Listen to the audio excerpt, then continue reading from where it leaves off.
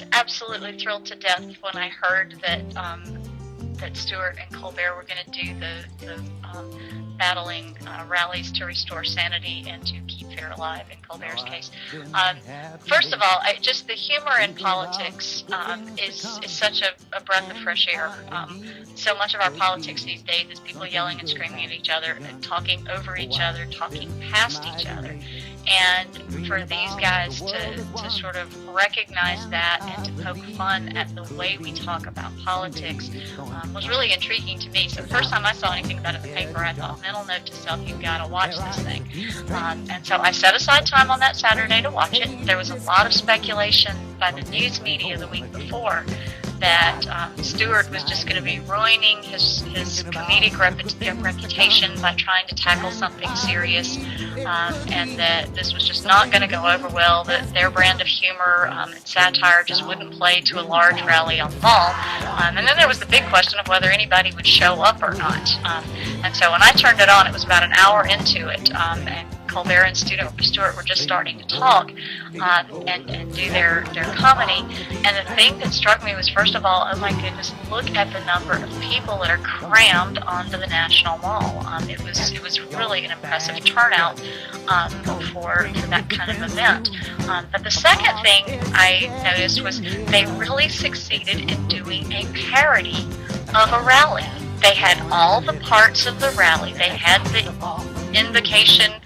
Granted, it's by a Saturday Night Live priest, but he managed to do things that were funny, and lightning didn't strike, which was good. And they managed to recognize different kinds of people with their awards, their reasonableness awards and their fear awards, and they included music.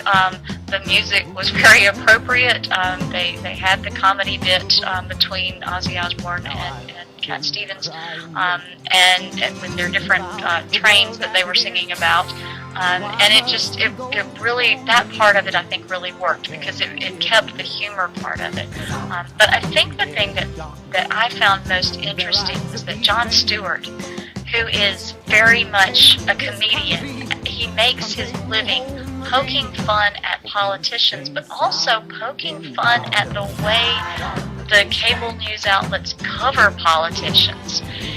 And he managed to make a very serious point in his final speech, but did it in a way that kept with his own character that he's created. He was still funny, as he pointed out that what you see on cable news, and even in the halls of Congress these days with the strong partisanship, he managed to say, that's not how most of us operate. That's something I hear from my students a lot, especially in my American government classes. You're getting students that may be somewhat interested in politics, but it's not what they live and breathe. And they often ask me, why are these people yelling at you? Why can't they just sit down? Because this side actually agrees with this much of what the other side's trying to do.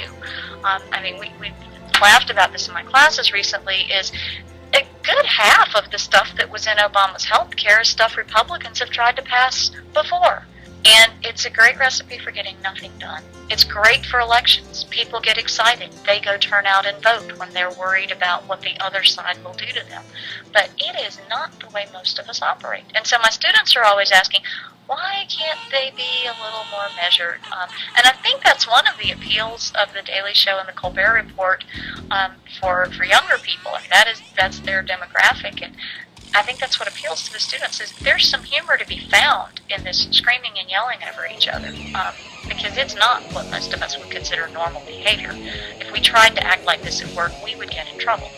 And so when Stewart came out and didn't take partisan sides, but went after MSNBC on the left and Fox on the right, and said, none of you are helping the situation. You are all creating problems for governing.